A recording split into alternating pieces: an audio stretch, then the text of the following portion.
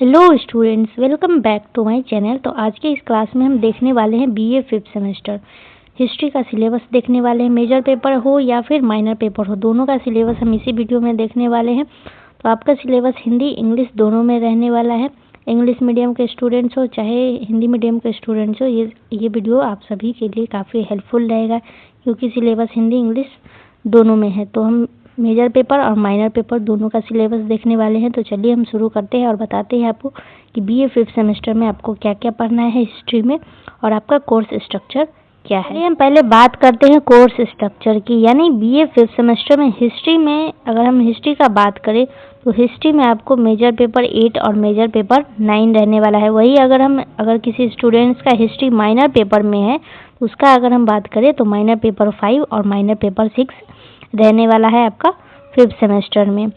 तो अगर हम टोटल बीए 5th सेमेस्टर की बात करें तो 5th सेमेस्टर में आपका मेजर पेपर 2 रहेगा और माइनर पेपर 2 रहेगा और एक इंटर्नशिप रहने वाला है। तो टोटल इतना का आपका एग्जाम होने वाला है। तो चलिए अभी हम सिलेबस देख लेते हैं मेजर पेपर 8 का, हिस्ट्री का सिलेबस।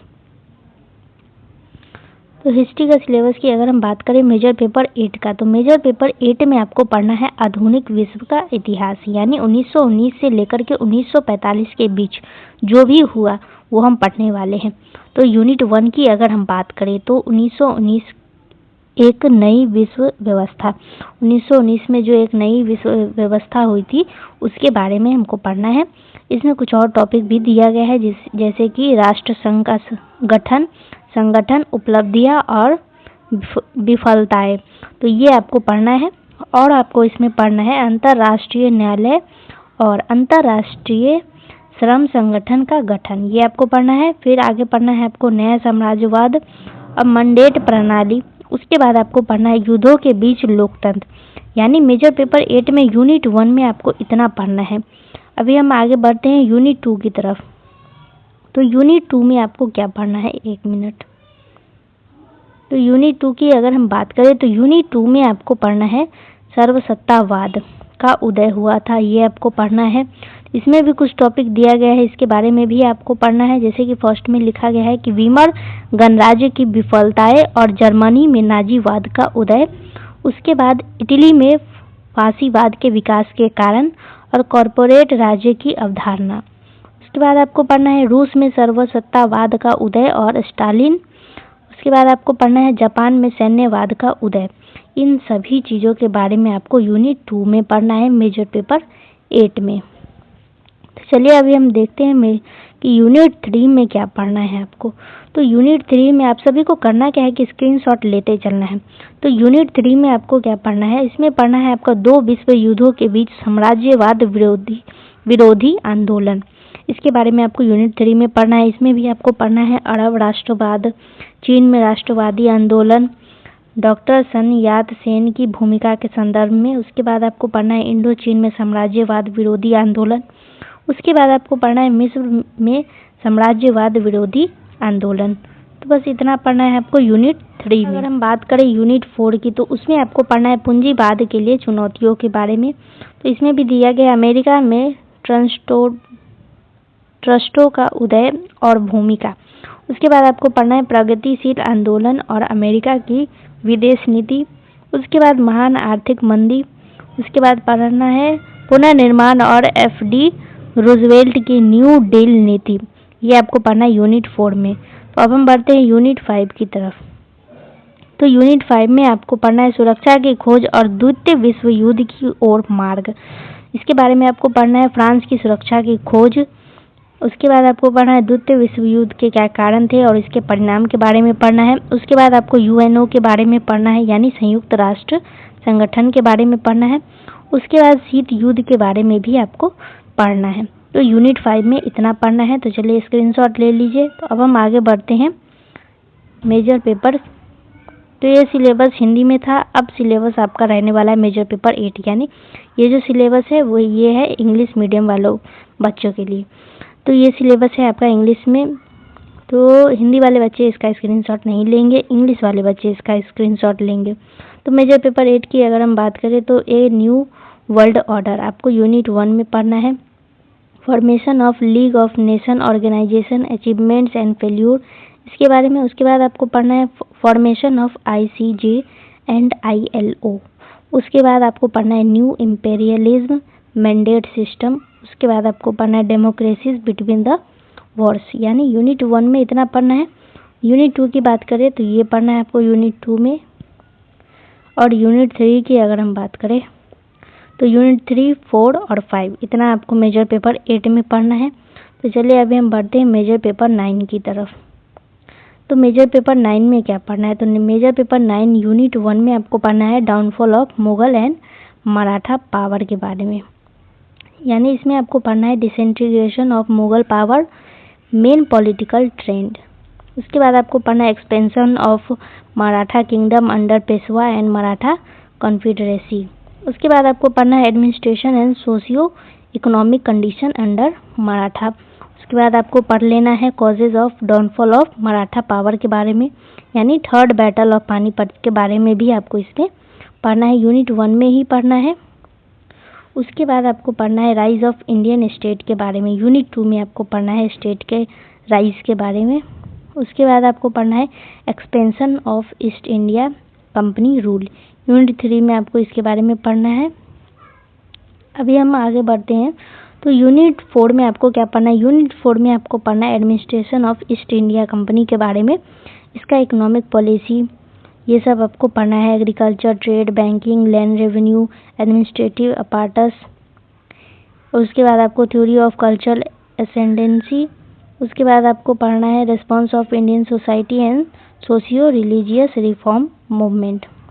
तो यूनिट 4 में इतना पढ़ना है। यूनिट 5 में आपको कॉलोनियल पावर के बारे में पढ़ना है।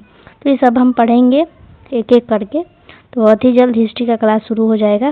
तो अब हम बढ़ते हैं माइनर पेपर की तरफ। माइनर पेपर का क्या सिलेबस है? और उससे पहले हम मेजर पेपर 9 का सिलेबस हिंदी में भी देख लेते हैं, क्योंकि इंग्लिश में हम आपको सिलेबस दिखा चुके हैं, हिंदी में बचा हुआ है। तो हिंदी वाले बच्चे अब मेजर पेपर 9 का स्क्रीनशॉट लेंगे। तो यूनिट 1 में आपको पढ़ना है मुगल का पतन और मराठा शक्ति। उसके बाद आपको पढ़ना है मुगल शक्ति का विघटन, प्रमुख राजनीतिक प्रवृत्तियाँ। उसके बाद आपको पढ़ना है पेशवाओं के अधीन मराठा राज्य का विस्तार और मराठा संघ। उसके बाद आपको मराठों के अधीन प्रशासन के बारे में पढ़ना है। फिर इसके शक्ति और पतन के कारण के बारे में भी पढ़ना है। तो ये यूनिट 1 में था। अभी हम बात करें यूनिट 2 की। तो यूनिट 2 में आपको पढ़ना है भारतीय राज्यों का उदय कैसे हुआ, इसके बारे में आपको पढ़ना है, जिसमें आपको दिया गया है रणजीत सिंह के अधीन पंजाब का उदय, विजय और प्रशासन, 8वीं शताब्दी में बंगाल, हैदराबाद, इन सभी का उदय कैसे हुआ, इसके बारे में आपको पढ़ना है। उसके बाद आपको पढ़ना है दक्षिण भारत की राजनीतिक स्थिति के बारे में पढ़ना है।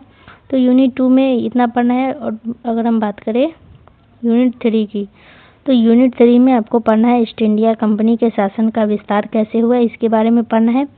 तो यूरोपीय कंपनी का आगमन, इसके बारे में। और उसके बाद आपको पढ़ना है अंग्रेजी ईस्ट इंडिया कंपनी का प्रभुत्व, ईस्ट इंडिया कंपनी का क्षेत्रीय विस्तार जो कि इस बीच हुआ था, इसके बारे में पढ़ना है। उसके बाद आपको पढ़ना है 1813 से लेकर के 1856 के बीच में जो विस्तार हुआ था, इसके बारे में। तो अब अगर हम बात करें यूनिट 4 की, तो ईस्ट इंडिया कंपनी का प्रशासन के बारे में पढ़ना है। आर्थिक नीतियाँ, कृषि, व्यापार, बैंकिंग, भूमि, राजस्व, जो कि अभी मैं आपको सिलेबस इंग्लिश में दिखाई, सेम वही सिलेबस आपको यहाँ पे हिंदी में ट्रांसलेट करके दिया गया है। तो यूनिट 4 में इतना पढ़ना है। तो स्क्रीनशॉट लेते चलेंगे आप सभी। अब अगर हम बात करें यूनिट 5 की, तो यूनिट 5 में आपको पढ़ना है औपनिवेशिक शक्ति के विरुद्ध प्रतिरोध। उसके बाद आपको पढ़ना है 19वीं शताब्दी में किसान विद्रोह, दक्कन, नील और पावना। उसके बाद आपको पढ़ना है जनजातीय विरोध, भील, कोल, संथाल, गोंड और अन्य। फिर पढ़ना है आपको प्रथम स्वतंत्रता संग्राम का कारण और स्वरूप के बारे में। फिर 1857 में प्रमुख नेता और जनता का प्रतिरोध तथा भौगोलिक क्षेत्र, इसके बारे में पढ़ना है। तो ये आपका हो गया कंप्लीट मेजर पेपर 9 का सिलेबस। तो हमें मेजर पेपर 8 और मेजर पेपर 9 हिंदी इंग्लिश दोनों में सिलेबस देख चुके हैं। तो अब बच गया है माइनर पेपर का सिलेबस, जो कि हम माइनर पेपर का सिलेबस देखेंगे। अगर हम बात करें माइनर पेपर 5 का, तो माइनर पेपर 5 में आपको पढ़ना है भारत का इतिहास, 550 ईस्वी से लेकर के 1200 ईस्वी तक का हम इतिहास पढ़ने वाले हैं भारत का। तो अब हिस्ट्री जिनका माइनर में था वो बच्चे अब यहाँ से स्क्रीनशॉट लेना शुरू करेंगे। माइनर में जिनका हिस्ट्री है वो अब स्क्रीनशॉट लेंगे। तो जिसमें आपको पढ़ना है यूनिट 1 में आपको पढ़ना है नई शक्तियों का उदय और विकेंद्रीकरण का युग। उसके बाद आपको पढ़ना है हुन आक्रमण और उसका प्रभाव। उसके बाद आपको हर्ष प्राचीन भारत के अंतिम हिंदू शासक के बारे में आपको पढ़ना है। उसके बाद आपको राजपूतों की उत्पत्ति के बारे में पढ़ना है। इनके विभिन्न सिद्धांत होते हैं जो कि हम 4th सेमेस्टर में भी थोड़ा बहुत पढ़ चुके हैं, उसके बारे में आपको पढ़ना है। तो चलिए अभी हम आगे बढ़ते हैं।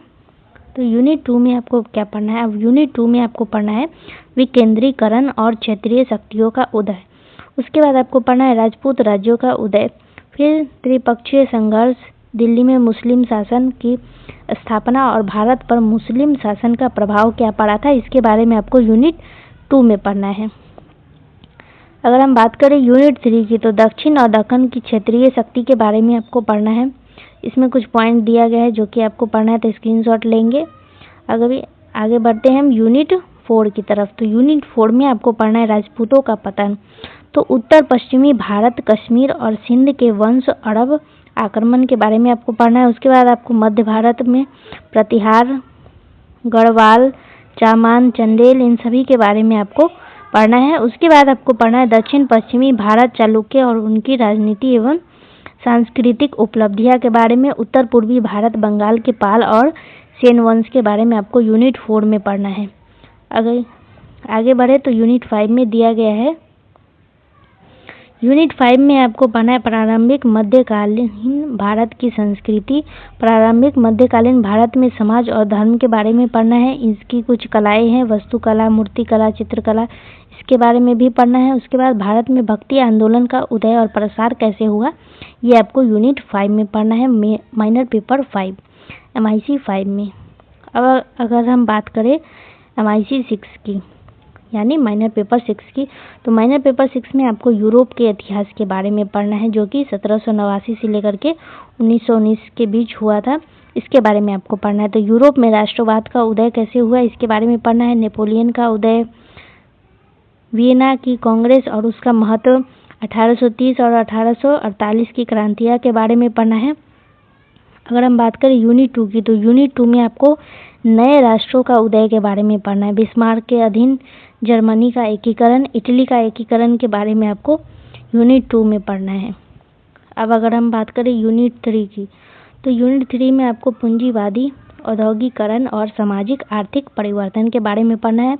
ब्रिटेन और यूरोप में औद्योगिक क्रांति, समाजवाद का उदय, साम्राज्यवाद और उसका प्रभाव, इसके बारे में यूनिट 3 में पढ़ना है। यूनिट 4 की अगर हम बात करें तो अंतर्राष्ट्रीय संबंध, नया युग और शक्ति संतुलन की अवधारणा है। उसके बाद आपको बर्लिन की कांग्रेस और उसके बाद रूस में साम्यवाद के बारे में आपको पढ़ना है यूनिट 4 में। अगर हम बात करें यूनिट 5 की, तो प्रथम विश्व युद्ध की ओर मार्ग और नई विश्व व्यवस्था के बारे में यूनिट 5 में पढ़ना है। तो प्रथम विश्व युद्ध की ओर ले जाने वाली परिस्थितियां, उसके बाद आपको पढ़ना है पेरिस शांति सम्मेलन और उसका महत्व। यूनिट 5 में आपको इतना पढ़ लेना है।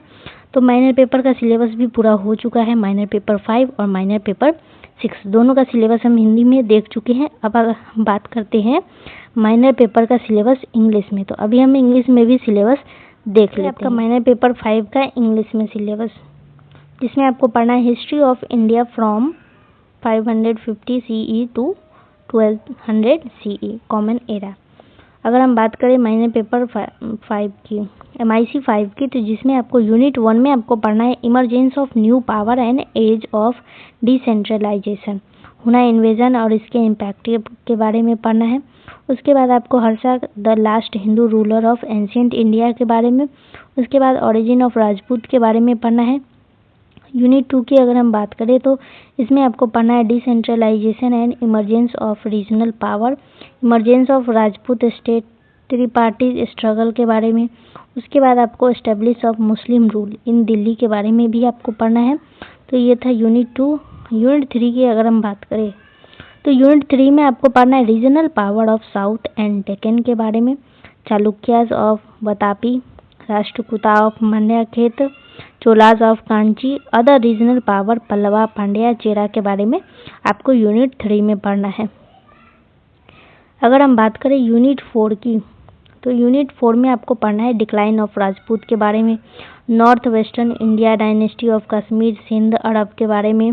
उसके बाद सेंट्रल इंडिया का प्रतिहारा, गढ़वाल, इन सभी के बारे में हम पढ़ेंगे क्लास में। उसके बाद आपको पढ़ना है साउथ वेस्टर्न इंडिया के बारे में। उसके बाद आपको पढ़ना है नॉर्थ ईस्टर्न इंडिया के बारे में। तो यूनिट 4 में इतना पढ़ लेना है। यूनिट 5 की अगर हम बात करें तो culture of early medieval India के बारे में पढ़ना है, society and religion in early medieval India, इन सभी के बारे में, bhakti movement, fine arts early medieval में, इन सभी के बारे में आपको यूनिट 5 में पढ़ना है। तो अब हम बढ़ते हैं माइनर पेपर 6 का सिलेबस की तरफ। तो माइनर पेपर 6 में यूनिट 1 में आपको पढ़ना है rise of nationalism in Europe. उसके बाद राइज ऑफ नेपोलियन के बारे में पढ़ना है, Congress of vena, revolution of 1830 1848 के बारे में। उसके बाद यूनिट 2 में आपको पढ़ना है rise of new nation, unification of Germany under Bismarck, ये हम 4th सेमेस्टर में भी पढ़ चुके हैं। तो यूनिफिकेशन ऑफ इटली के बारे में। उसके बाद आपको पढ़ना है capitalist industrialisation and socio economic transformation, तो industrial revolution in Britain and Europe के बारे में। उसके बाद आपको पढ़ना है rise of socialism, imperialism and its impact के बारे में यूनिट 3 में पढ़ना है। यूनिट 4 की अगर हम बात करें तो यूनिट 4 में international relation, new era and the concept of balance of power, इसके बारे में आपको पढ़ लेना है। उसके बाद आपको कांग्रेस ऑफ बर्लिन के बारे में, communism in Russia, Bolshevik revolution के बारे में। और यूनिट 5 की हम बात करें तो यूनिट 5 में road to first world war के बारे में, न्यू वर्ल्ड ऑर्डर के बारे में, इन सभी के बारे में हम क्लास में डिटेल में पढ़ने वाले हैं। मेजर पेपर हो या फिर माइनर पेपर हो, सबको हम डिटेल में पढ़ेंगे क्लास में, एक एक का क्वेश्चन आंसर करेंगे। तो बस आपको करना क्या है कि आपको चैनल को सब्सक्राइब करके रखना है, क्योंकि जब भी हम क्लास अपलोड करेंगे तुरंत आकर के क्लास कर लेना है। जितना भी क्वेश्चन हम शुरू से करवाएंगे, शुरू से लेकर के अंत तक जितना भी इम्पोर्टेंट क्वेश्चन, वो सारा का सारा क्वेश्चन आप सभी को कर लेना है। बस उतना आप सभी के लिए बहुत काफ़ी होगा। तो चलिए हम क्लास को यहीं पे एंड करते हैं। आप सभी का बहुत बहुत धन्यवाद है क्लास में अंत तक बने रहने के लिए। और एक बात कि जो भी क्लास अपलोड होगा वो आपको प्लेलिस्ट में मिल जाएगा, तो आप जाकर के प्लेलिस्ट में चेक करेंगे, वहाँ पे आपको सारा सब्जेक्ट का क्लास मिल जाएगा। तो चलिए हम क्लास को यहीं पे एंड करते हैं। तो चैनल को सब्सक्राइब कर लेना है, वीडियो अच्छा लगे तो अपने दोस्तों के साथ शेयर कर देना है।